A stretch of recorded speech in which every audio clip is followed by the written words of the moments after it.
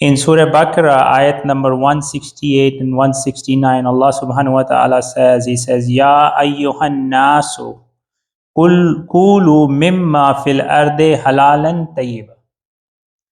O people, eat whatever is in the earth that is halal, meaning permissible, and tayyib, meaning good and pure.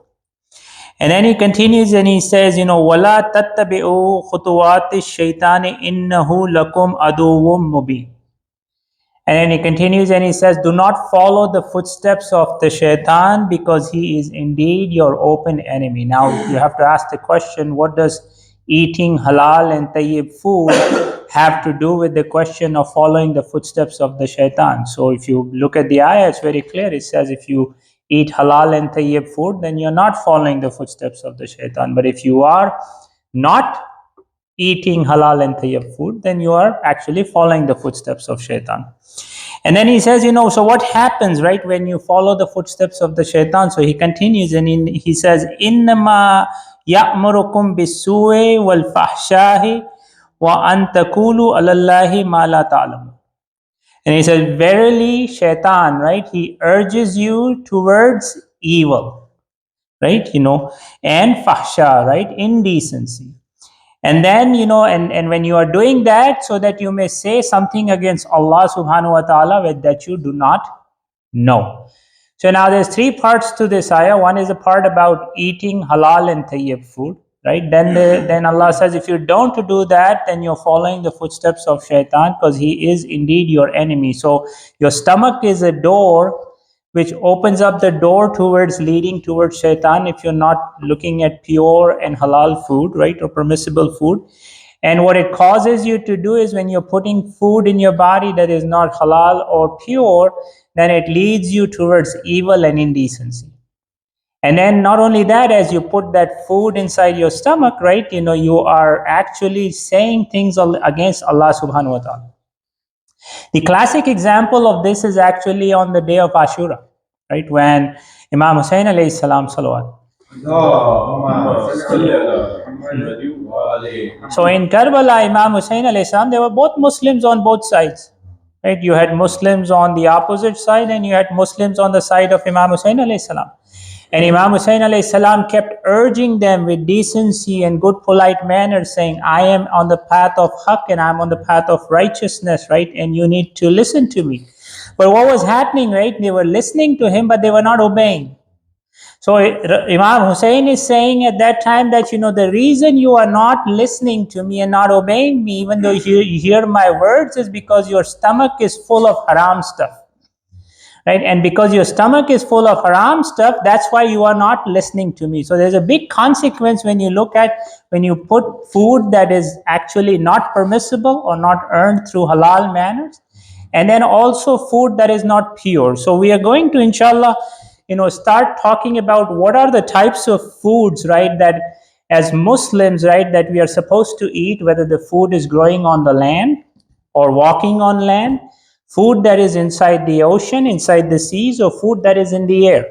So we need to ask the question, what are those type of foods that are halal, right, according to Allah subhanahu wa ta'ala. And then there is a manner which with that food that is halal is still walking around, that becomes permissible for us to eat and it becomes pure. So we have to ask the question, what do we need to do with that food that has been made halal for us to be able to consume it in a halal and tayyib manner or pure manner? It's also important to ask the question, right, meat eating, right? What does Islam say about eating meat in an ethical manner? So there is a very, Islam is very sensitive when it comes to consuming meat, especially there's ethics and morals involved that affect your soul. And there's also consequences for the akhirah if you eat food, especially when it comes to meat. Also, what is it, when you're putting food, right, inside your stomach, you're also drinking things, right? So what are the food or what are the drinks that are, allowed, and what are the drinks that are not allowed, right? And then what does that, relate to having, drinking of intoxicants and those type of things, right? And then, what are the moral and ethical values as far as, when we are consuming food, right? There is the halal part, but there is a whole other section, because Allah says in the ayah, He says there eat halal and tayyib food. So how do you, consume the food that is pure, that is actually good for you spiritually? So what are the things that you are supposed to do? And these are all from the hadith and sunnah of our Prophet and our Imam. So I'm going to try to address that in a timely manner. Salawat. So let's talk about the moral lessons, right? What is the first thing? What is the first thing we're supposed to do when you're getting ready to eat food, right? The first and foremost thing you're supposed to do is actually wash your hands before the meal, and make sure when you're washing your hand before the food, it's wet, don't wipe it. And after you're done eating your food, wash your hands and then wipe it. And then the reason being, again, it's hygienic. If you have dirty hands and you consume food, the germs go inside your stomach. The other part is, before you start eating, always start with Bismillah. Right? The hadith is that when the sufra is put down, 4,000 angels show up and they're looking at you, right? And along with that, shaitan also shows up at the same time. And the angels are looking at you and they're saying, if he says Bismillah, we'll do dua for him. And then when we dua for him, we'll drive away the shaitan also along with it. So if you eat food without starting saying Bismillah, right, guess what? The shaitan is now right there eating food with you, right? So there is, benefits of starting with Bismillah. And when you're done, you should say Alhamdulillah, because you're acknowledging and you're thanking Allah subhanahu wa ta'ala for it.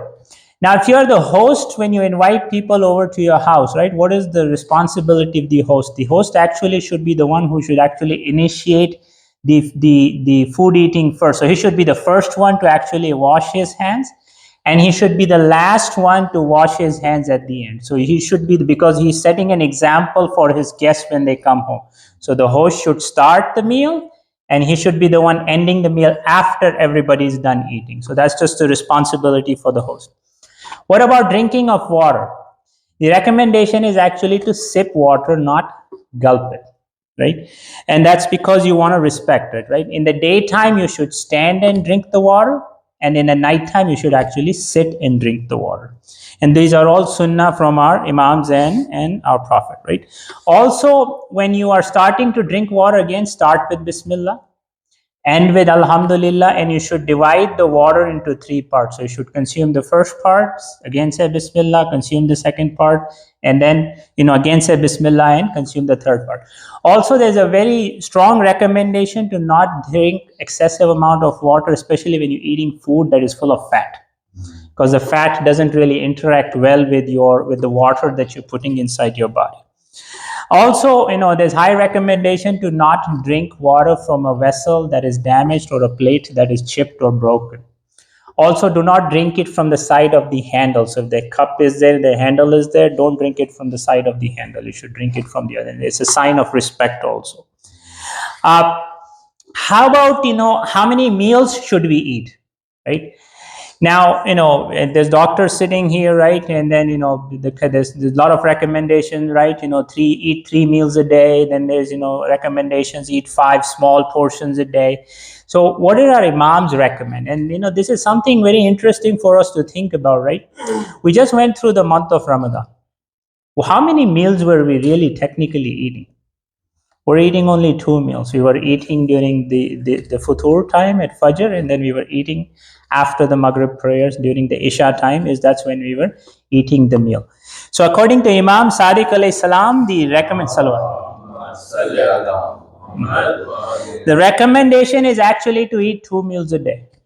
The first meal should be right after Fajr prayers, right up till the time of the sunrise. That's when you should eat your first meal.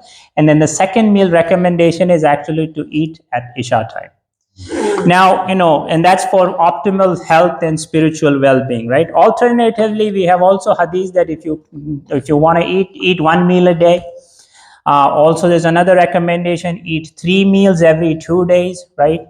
The moral of the story is that if you actually space your meals out where you're giving enough time for your body to digest the food that you've already consumed, right? That's the right idea behind it. So at least have an 8 to 10 hour gap between when you consume your first meal and then when you're consuming your second meal. How about the temperature of the food, right? The temperature of the food is actually very important in Islam, right? It's recommended not to eat hot food, really hot food, because the hadith is that it actually damages your internal organs. The recommendation is actually to let it cool down.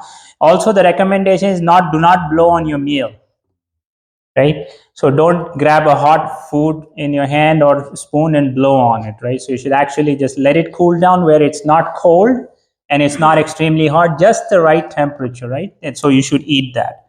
Eat with your right hand. That's also another recommendation. When you have the plate in front of you, right, eat with the food that is nearest to you first, and then go towards the back end of the plate. Uh, you know, the question on how much food should we eat, so that's also another question, right? I answered temperature, I answered as far as how many times. The recommendation according to our Prophet Muhammad Mustafa sallallahu alaihi wasallam,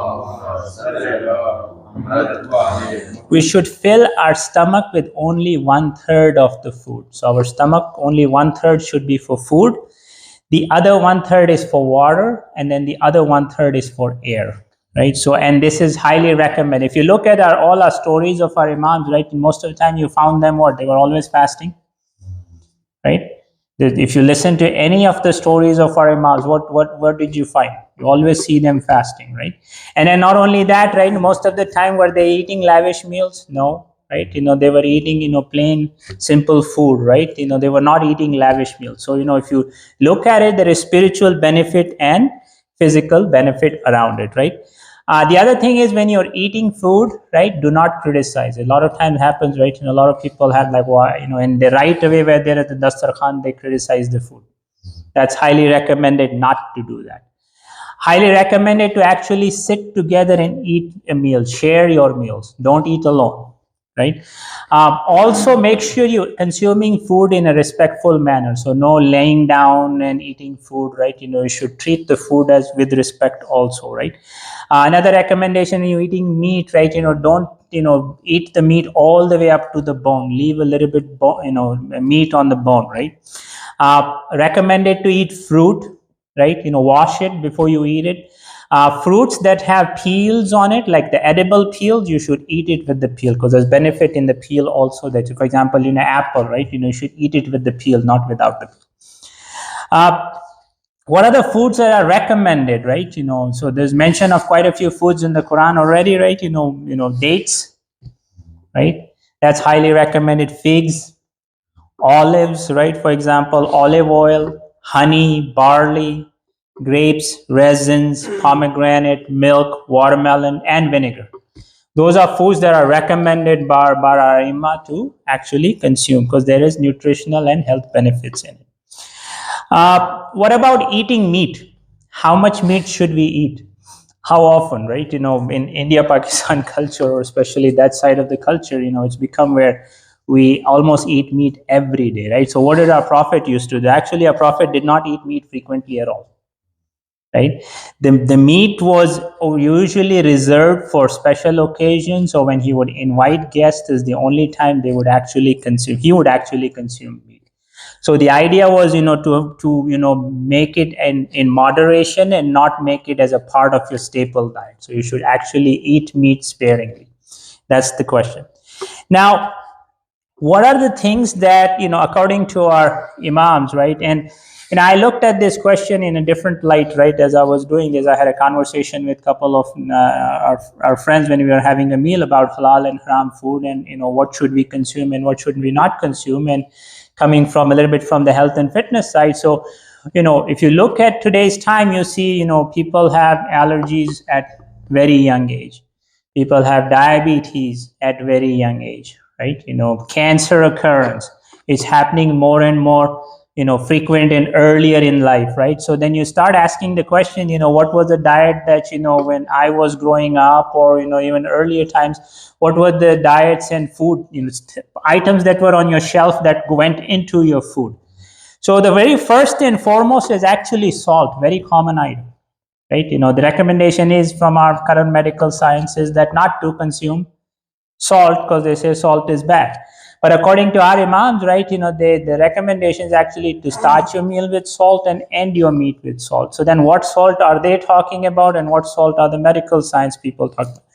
The salt that our Aima were talking about was actually unprocessed natural sea salt, not the salt that is, that has iodine in it or has processed in it or has been enriched or fortified. Not those type of salts. Sea salt is the salt that we should consume. Flour. What about flour, right? Flour, the recommendation is actually, have the bread with, wholemeal wheat. Now, when you go to in America, it's actually very problematic, right? Because what do you see? What is the first and foremost thing you see? You see high fructose corn syrup in there. You will also see breads that have been enhanced or enriched, meaning more items have been added to it. The recommendation is actually not to consume those, right? You should actually just have bread made out of whole wheat, not meat. Olive oil. That's also another, we have, vegetable oil, corn oil, soy oil. The recommendation is no, oil actually is mentioned. Olive oil is actually mentioned in the Quran, right? Wattine was zaytun, right? So olive oil is highly recommended to be, and then also cow fat. So cow fat actually has a lot of medicinal properties in it. So olive oil and cow fat has been recommended as actually using into your cooking when you're doing that. How about sugar?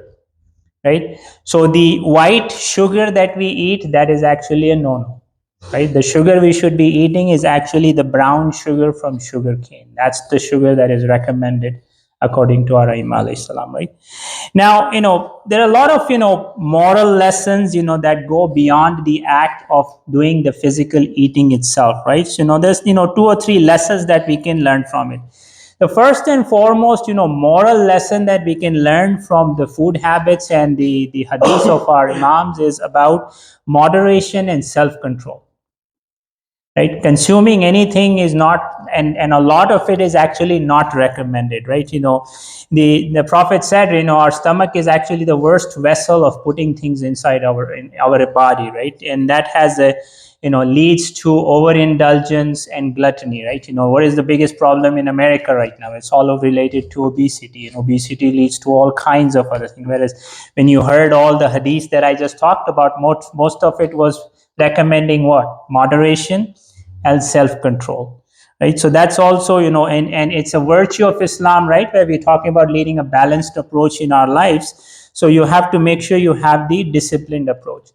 The other thing is actually being grateful to Allah subhanahu wa ta'ala and mindful of his blessings that he has provided for us in the food, right? So when you start with Bismillah, you are actually acknowledging and you're mindful of the blessings that Allah subhanahu wa ta'ala has put in terms of the food, which is just one of the small blessings. There's, blessings we cannot count, but one way you're acknowledging and you're mindful of the blessings of Allah subhanahu wa ta'ala. And then also when you say Alhamdulillah, you are doing it with a grateful heart, right? Just the simple act of eating food, you're recognizing the creation of Allah subhanahu wa ta'ala in your life, right? And the sustenance that he's providing to you in terms of all the small things and big things he's provided for us. The other strong recommendation is, community and sharing, right? I talked about eating a meal with people together, right? Sharing your meals, right? And then feeding especially those who are in need, right? That's also very important, right? And he encouraged his followers to do the same. So you are actually creating an environment of inclusivity and also charity, right? And you're creating bonds of brotherhood and uniting the community when you're sharing your meal and eating together with people. Bismillahir Rahmanir Rahim. Wal asr innal insana lafi khusr illa alladhina amanu wa amilus salihat wa tawasaw bil haqq wa tawasaw bis sabr. Inna Allaha malaikatahu yusalluna 'alan nabi. Ya ayyuhalladhina amanu sallu alayhi wa sallimu taslima. So I'm going back to the original ayah that I started the speech with. Allah says, Ya ayyuhan nasu kulu mimma fil ardi halalan wa tayyiba. So I talked a little bit about the ethical aspects of eating food and consuming food. So let's look at it from a Sharia perspective on what are the things that we can actually consume and what are some of the rulings regarding these foods. Number 1, vegetables, fruits, and grains are all halal. Now, when you receive food from somebody who's an Ahlul Kitab, meaning somebody who's a Christian or a Jew, that is halal unless we know otherwise. How about non-Muslims?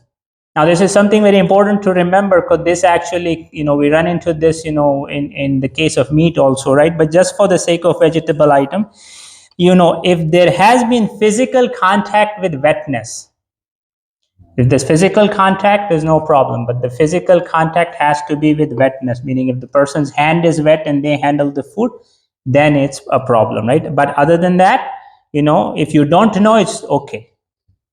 So don't question, right? So most of the time in US, most of people are actually in the kitchen, they're wearing gloves and so on and so forth. So as long as you're sure that there is no contact with wetness with the food, or if you don't know, it's okay also. Packed vegetarian food is also okay. So you don't have to question when it comes to packed vegetarian food. Sea creatures. All non-fish sea creatures are haram. Only fish that have scales, those are halal, according to our Shia fiqh, right? Which includes shrimp and prawns. Now, the fisherman doesn't have to be a Muslim, right? And there is no requirement of saying Bismillah or anything else like that, right? The only condition is the fish should be caught alive, right? And especially when you're pulling it out of water, right? So the idea is it should be in possession of the fisherman. So whether it's in his fish net or hook, all that is allowed, especially in commercial fishing these days, where you see these trawlers taking huge nets. Because the fish, when it's captured, it's in the captivity of the fisherman, right? Meaning the fish boat. And if the fish dies because of the pressure as being pulled out of the water, it's still halal. So the condition is that it should be in the possession of the fisherman, right? That's the condition, right? There's no mention of Bismillah, like I talked about. Birds. All birds are halal except predatory birds. Birds that hunt, right? Or birds that glide more than flap their wings, right? And they are permissible only if you slaughter them, right? Meaning in a zabiha method, right? Eggs of halal birds are halal. Eggs of haram birds are haram, right? It's very simple. Birds that are haram based on the gliding part is actually falcons, hawks, vultures, right? Those are the birds that are haram, right? Also based on ehtiyat-e-wajib, crows are also haram. Now, if you don't know if the bird is flying or not, right? You can't tell, right? So you look at the crop or the gizzard, right? Or also on the leg there is a spur, extra spur on the leg of the bird. Those are halal. Otherwise, it's haram, right? So what type of birds are those? Those would be birds like chicken, pigeons, sparrows, ostriches, even peacocks, right? Those are all halal, right? Now, what about birds that fly that don't, that are flying but don't have feathers? So that could be like bats, right? Haram. Bees, mosquitoes, flying insects, all are haram, right? Now, what about locusts? Right? So locust, as long as you catch it alive, it's actually halal. The other condition is that the locust should have developed wings and is able to fly. So if you catch a locust that has not developed the wings or is unable to fly, that is haram. But if you catch a live locust, right, then it is. And there is no condition that the catcher has to be Muslim or he has to say Bismillah. Drinks, any kind of intoxicating drink is haram. Right? So when it comes to wine, beer, alcoholic drinks, even if a drop falls inside, it's haram. Grape drink, if it ferments, it's haram. So even a grape juice, right, if it ferments, is haram. Raisin drink or dates drink, if they ferment, as long as it's not intoxicating, it's okay. So fermentation is not the criteria, the intoxication is. But in the case of grape, it actually doesn't matter. If it ferments also, it's also haram. Obviously, drinking intoxicants is haram. So, even if the table on which the food is there and there's a wine glass there, you can't sit on it and eat. Or you cannot take food from that table also. That's also haram, according to our Shia fiqh based on Ayatollah Sistani, right? So it's restaurants that serve alcohol, like Sultan. So let's see, if you are going to, if the table has alcohol in it, so if you go to work, for example, right, there's work parties and you go to dinner and then you have people consuming drinks, and as long as you have enough clout to pull together to say, hey, just sit me on another table, or you grab your food and you stand and eat, right? That would be the two criteria. Based on Ayatollah Sistani, you cannot eat on table that has been. According to Sistani, it's on the table. If there's no alcohol from the restaurant, your table doesn't have it. The food is halal. You're good. How about land creatures, right? So cows, sheep, goat, camel, those are all halal, right? Horse, donkey, mule is allowed, but it's makruh. Hunting animals, buffalo in US, buffalo is not domesticated, but in Asia it is domesticated, so it's halal, right? Mountain sheep, wild ass, gazelle or deer or their derivatives, those are all halal, right? In the case of the domesticated animal, right, it is halal only if it's slaughtered the according to the zabiha method or the nahar method, right? In the case of wild animals, they have to be hunted, but it has to be a Muslim and he has to say Bismillah at the time of shooting, right? So I talked about slaughtering. Zabiha method for camel, it's nahar, right? So if you remember, right, inna atayna kal kausar fasalli li rabbika wanhar. So Allah is recommending to our Prophet to sacrifice a camel. Nahar is another method. You can, by the way, you cannot flip flop the methods. The zabiha cannot be flip flopped with nahar, and nahar cannot be flip flopped with zabiha. Nahar is specifically for camels. Hunting for wild animals. What part of animals is not allowed? So blood, droppings, private parts, right? Pituitary glands, spinal cord, bladder, spleen, iris of the eye, not the eye, iris of the eye. That's all not allowed. Drinking even the urine of halal animal is not allowed. Now, unless a doctor prescribes to you for medicinal purposes, then it's okay. But other than that, it's not allowed. The zabiha method, again, that this causes a lot of consternation and confusion in our communities, right? And we take a lot of things very easy, right? But I'll give you specific rules. Number one, the slaughterer has to be Muslim, right? Doesn't matter Shia or Sunni, it has to be Muslim. Now, he shouldn't be nasibi. Nasibi means the person who hates the Ahlul Bayt. So as long as, if you know that person hates the Ahlul Bayt, then there's a problem there, right?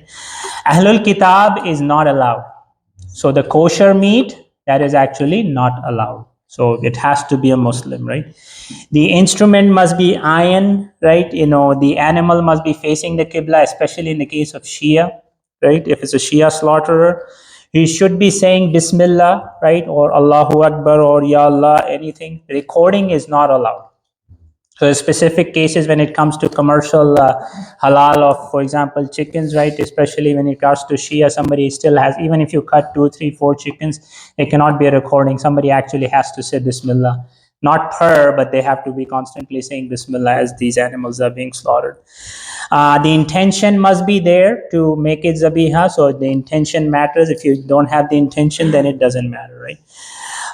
Wild animals, again, the hunter must be a Muslim.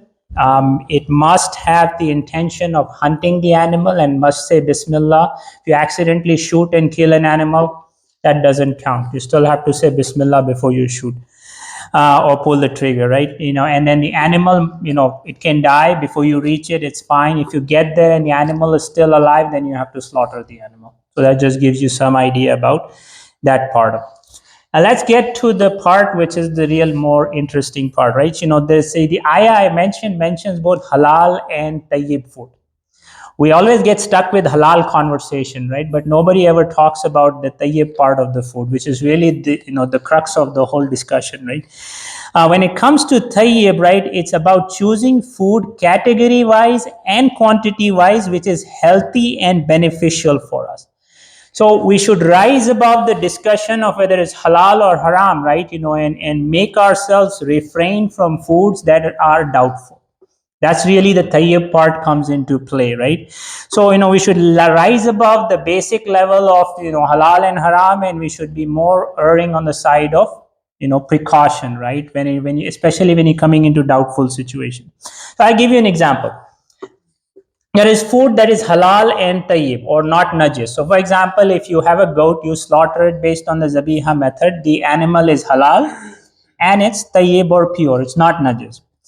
How about the animal which was slaughtered in a halal manner, right? Like a goat, for example, but you turn around and cook it in pig fat.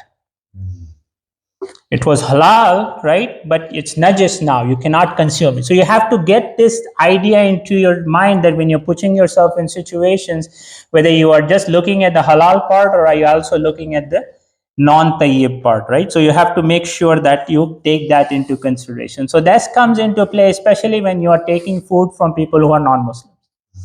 Now, general rule is that if you actually take meat or meat related items, right, from whether it's food or actually the product itself, right, from non-Muslims, such food is haram unless proven otherwise. Now, when I say unless proven otherwise, I mentioned the discussion earlier, right, that you have to make sure that now let's just say it's a non-Muslim person and they touch the meat with wetness, or there is mixing of the meat, right, where it's a prohibited animal like pig, for example, and that's cooked in the same cooking, and the meat and the vessels are getting touched.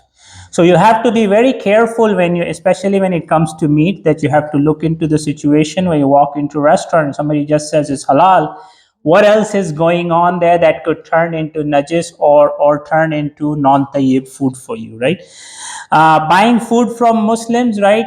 As long as that Muslim has to verify that they are getting it from a zabiha. So if the vendor they do not verify, it's haram. Now, as Muslims, right, when you're buying it from a Muslim meat market, we shouldn't be questioning that. We should assume it's halal. Same thing if you go to a Muslim's house and they serve you meat, it's halal, right? So that just gives you some idea about what type of foods we. So I'm going to give you some akhlaqi situations based on the Imam alayhi salam, right? So Imam alayhi salam, salawat. He says there is no better form of self-control than like that of restraint in a doubtful situation. So when you are in a doubtful situation, restrain yourself. So that's the best form of self-control. And then he turns and he says in Najul Balaga, in sermon number 113, right?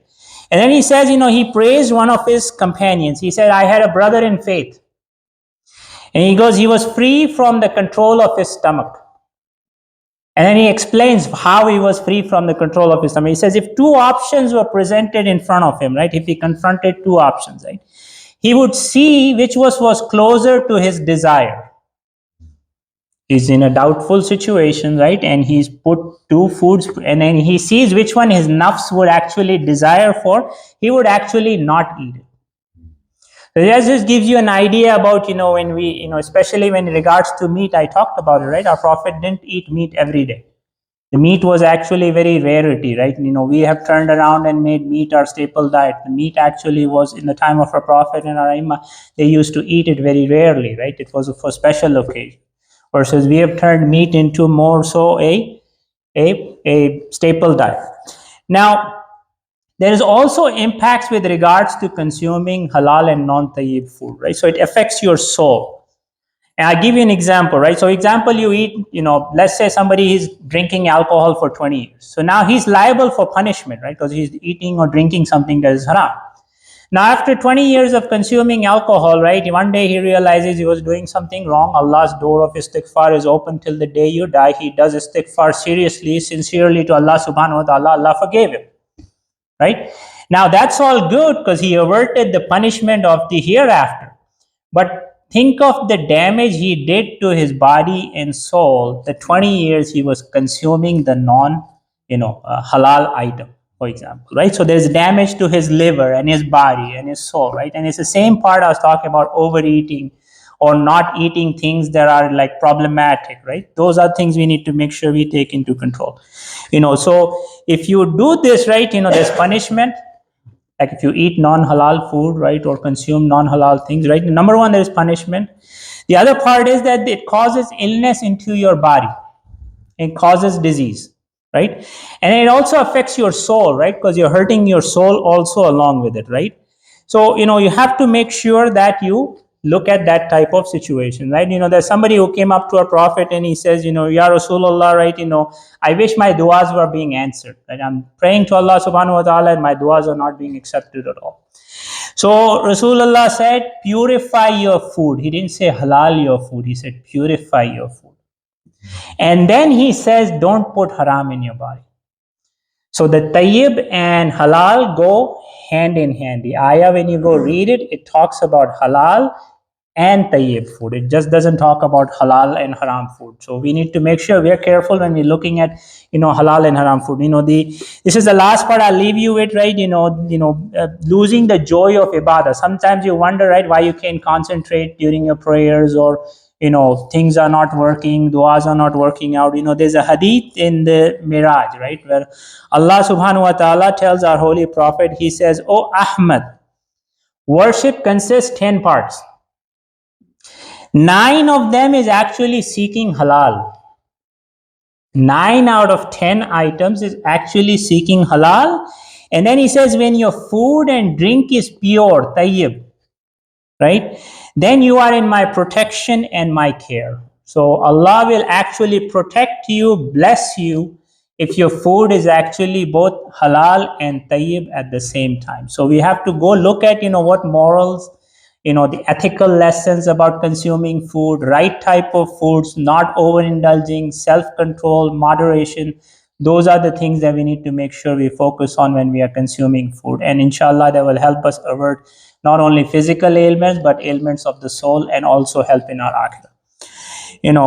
Little bit mention about Imam Jafar Sadiq alayhi salam, since his wafat. So Imam Jafar Sadiq was. Before we go to the next, since you mentioned earlier about touching, like, for example, if my Christian or Jewish friend invite me to their house, and now Christian is not najis, right? You should know that, right? So it's only kafir, so somebody who's not Muslim. So if kafir or mushrik, they are najis. Yes. We cannot. Yes. Yes. But Christian, Jewish, they are not kafir, right? They are Ahlul Kitab. But again, if they give you their kosher meat, then it's a problem. Yeah. No. Little bit about Imam Jafar Sadiq alayhi salam. I know I'm running out of time, or I went over time. Salli ala Muhammad. So Imam Jafar Sadiq was known as, he was known to have taught so many people, right? There's, according to one hadith, somebody walked into Masjid al-Kufa and there was 900 people who said they had heard a hadith from Imam Jafar Sadiq. Imam Jafar Sadiq had 4,000 known students out there, right? Even the father of algebra, right, Jabir ibn Hayyan, for example, he was a student, right? Or Abu Hanifa, right, for example. So those were all students of Imam Jafar Sadiq alayhi salam. When Imam Jafar Sadiq alayhi salam, this is the wisdom and hikmah of the Imam, right? Just to give you an idea about his last wasiyah, right? When he passed away, he left a will out there. So the king's name was Mansur, right? And Mansur wrote to his governor in Medina, Sulaiman. He said, whosoever Imam Jafar Sadiq named as his, wasi, cut his head off. So Sulaiman went and, found the will of Imam Jafar Sadiq alayhi salam, right? And Imam Jafar Sadiq alayhi salam, right, wrote this in his will. So Sulaiman said, let me look at his will. What is written in there? He says, of my successors, there are 5. Number 1 is Mansur al-Dawani. So the Khalifa himself, right, who was the Abbasi Khalifa, he was the first one named. And then he says, number 2 is Sulaiman, the governor of Medina, who's actually reading, who's come there to chop the head off of the person who's there. So he's there. So Sulaiman is named number 2, right? Number 3 was Abdullah. And then number 4 was Hamida, his wife. And then number 5 was Imam Musa Kazim alayhi salam. Salawat. So Sulaiman started wondering, like, what should I do? Because Mansur himself is number 1 on the list, right? So he says, I'm on the list too, right? So he wrote a letter back to Mansur saying, Master, right, you said to behead whosoever it is who's on the list, right? By the way, you are one of them, right? So Mansur basically replied, he says, very well, leave these people alone, right? So, but then he turned around and he imprisoned Imam Musa Kazim alayhi salam. But just gives you an idea about the wisdom and the knowledge and the, special abilities he had. He was in a special time. We think he had a lot of freedom. Actually, he was probably the Imam who actually his imamat lasted the longest. He was about 34 years. He was Imam. And but there was a time between the Abbasids and Umayyads where they were fighting amongst each other, so he had some window to do certain things, but just with the will, you just saw that it wasn't complete freedom. There was actually a lot more restrictions in there. So may Allah give us the strength to stand up against injustice, right? Just like the Ashab-e-Kahf, we are watching this in these universities with students right now, right? Allah says the youth is the one through which He sometimes guides the community. This is a good example of Quran actually giving us an idea about how Allah does His justice in a manner. So we need to make sure we figure out ways and means to support it and not become like the people who were the townspeople of the Ashab-e-Kahf. So, Allah, we ask You for all that is good in this world and in the hereafter. O Allah, we seek refuge with You from all evil in this world and in the hereafter. O Allah, we ask You for the good that Your servant and prophet has asked You for. We seek refuge with You from evil from which Your servant and prophet sought refuge from. O Allah, we ask You for paradise and for that which brings one closer to it. And we seek refuge in You from hell and from that which brings closer to it. إن الله ملائكته يصلون على النبي يا الذين آمنوا صلوا عليه وسلموا تسليما اللهم صل على محمد وعلى بسم الله الرحمن الرحيم والعصر إن الإنسان لفي خسر إلا الذين آمنوا وعملوا الصالحات وتواصوا بالحق وتواصوا بالصبر اللهم اغفر للمؤمنين والمؤمنات والمسلمين والمسلمات الأحياء والأموات تابع بيننا بينهم بالخيرات إنك مجيب الدعوات إنك على كل شيء قدير